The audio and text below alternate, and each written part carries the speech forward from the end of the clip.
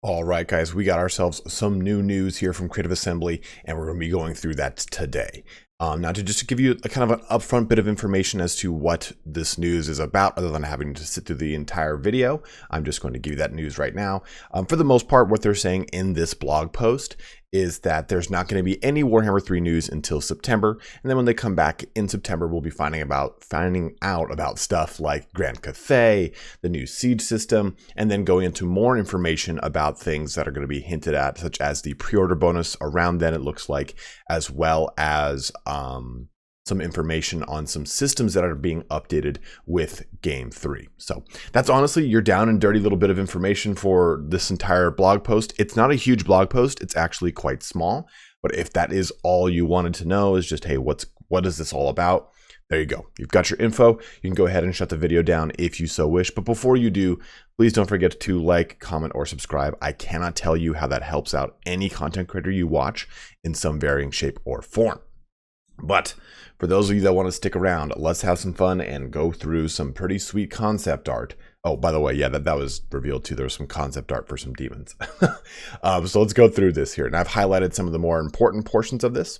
But basically, they're saying here that there's not going to be anything for the next month or so. I should probably highlight this. No major trailers, no feature reveals, no screenshots or concept art as we prepare for the next phase of communication. But when we come back for more on Warhammer 3, currently we're aiming at some time in September. So it looks like that is going to be when we'll be seeing more info. Surprisingly, because I thought that was when we will be actually having the game come out. So perhaps we're probably looking at a very end of year release cycle then for Warhammer 3. We've had plenty of DLCs land in November, in October, in December, all those months. So this might be when we might actually see Warhammer 3. If not, it looks like we might be looking at an early 2022 launch rather than a 2021 launch. So I hope it is this year.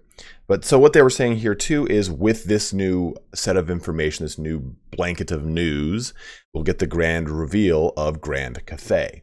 Also though, let's see right here, we will be lifting up the lid on the mysterious and majestic empire of Grand Cathay. And they talk about how it's going to be, again, a little bit of a collab between them and Games Workshop, because we don't really have a bunch of information on Cathay as to what their army is entirely comprised of. We have little bits and blurbs here and there, but nothing really in depth. But it does tell us here, in the land of harmony of celestial cities and dragons and one of the most powerful armies in the world. So pretty snazzy here. But we also get a little bit of information on the coming siege battles. And I think it's pretty appropriate to attach it to Cathay, because Cathay has the big bastion, or the Great Bastion, that holds the northern portion of Cathay firm against the Chaos Wastes and, well, chaos. So they talk about that here, saying, you know, we'll be talking about the Great Bastion, but also they're going to be showing some unique elements for Cathay and the general battles or the general system changes that support every single siege battle going forward. So this won't just be solely Cathay themed and Great Bastion themed. We will get plenty of information on how sieges will change in Warhammer 3, something that they've teased about for quite some time. So beyond that, we will return to the realm of chaos to further introduce the violent antagonists of the Warhammer world. But then when it comes to the ruinous power, why wait? So now they've given us a little bit of a teaser as to some of the roster reveals coming, and they're pretty sweet. So let's start off here with the Slaanesh roster tease. We get two items, the Exalted Chariot of Slaanesh, which is basically a glorified lawnmower. The thing that's missing from this is booby tassels and a number of other little things that would clamp onto nipples. But, you know, nonetheless, it looks very pleasurable. The great steeds of destruction that carry the most powerful Slaaneshi demons to war.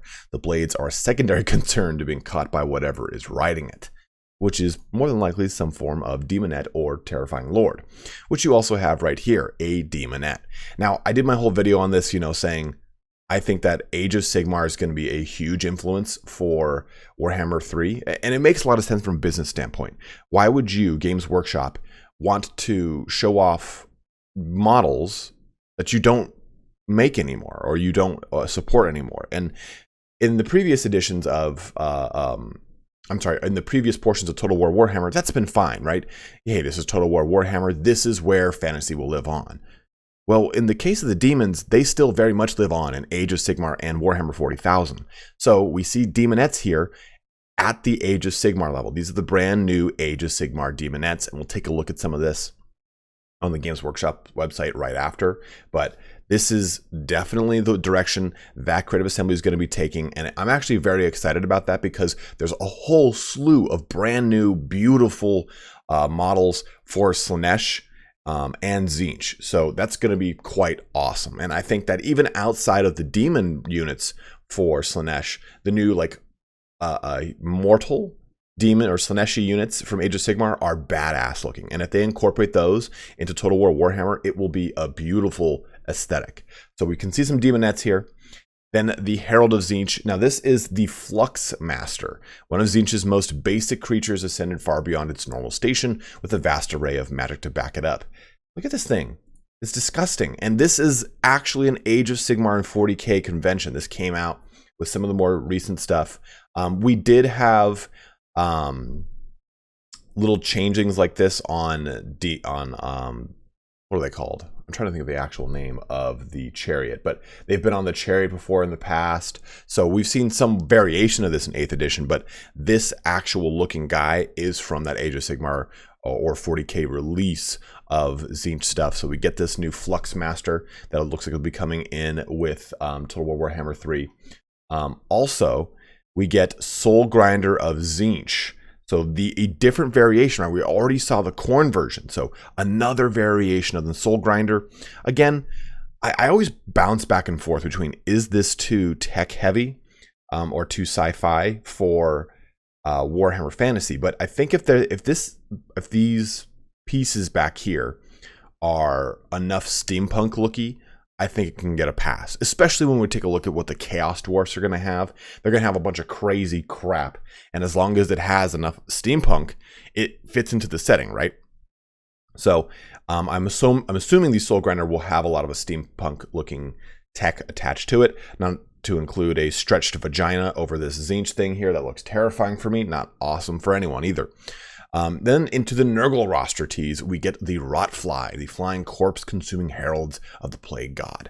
Now, we got newer Rotflies in the end times, and it looks like we'll be getting these little bad boys as they kind of zuzz about the battlefield. I would assume that this unit, and when it comes into the game, won't be a single entity.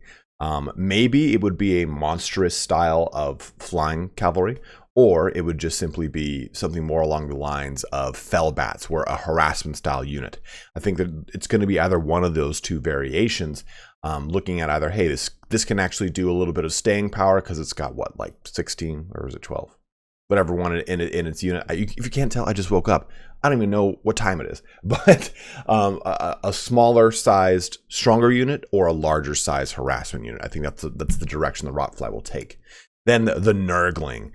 The Nurgling, the most disgusting little Nurgling. Look at him, sneaky poisonous offspring of Grandfather Nurgle.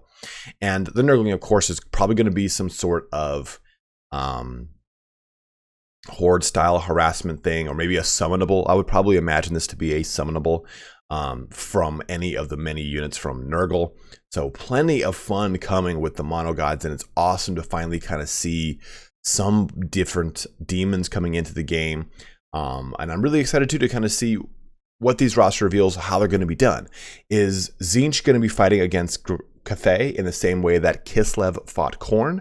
Or are we going to start seeing individual roster reveals? It's going to be pretty exciting to see what happens in September as we get more information from Creative Assembly. But jumping in here to the final portions, we get some fun stuff. Shortly after we come back, why does my mouth work like this? We'll also be fulfilling your hunger for the early adopter bonus with news of what will contain. Your hunger? So you could say that that's Ogre Kingdoms. But you could also say that that's halflings. Okay, I'm kidding. It's probably not halflings. It's maybe not halflings. It's halflings. No, it's probably going to be Ogre Kingdoms. But still, that was a fun little pokey poke there from Creative Assembly. Further still, I'm sure we can dig something out to keep the hype train moving, and we'll even get some more or some major surprises we very much doubt you're going to see coming.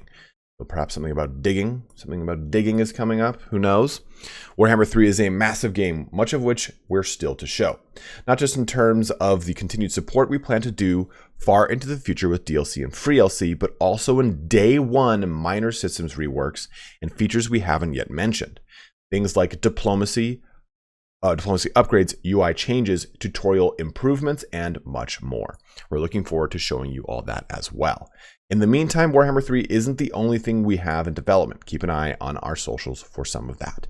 So, plenty of goodies are coming here very soon. It looks like September's going to just pop off. Like I said, I think we'll probably find out what that early adopter bonus. Man, see, like I said, my mouth was wrong with it. Right after Grand Cathay. It might be a 1-2 punch. It's like, okay, hey, here's September, then early October, we'll get that early adopter bonus, what it is, if it will be coming into Warhammer 2 in any way, shape, or form, and how it will play its way into Warhammer 3. Also, too, it's kind of wondering what this I'm sure we can dig up something to keep the hype train moving. I think that might be them just generally saying dig up something, but there's some other stuff that they could possibly be going into, as well as some major surprises, it looks like. But I am stoked. I am riveted to see what is coming here for Total War Warhammer 3. Go ahead and let me know in the comment section below, guys, what you think is coming. Some speculation, as it were. And I will surely be creating speculation videos of any sort about some of these items. And as always, thank you so much for watching here today. Don't forget to like, comment, subscribe, all that fun action. But have a good one and take care.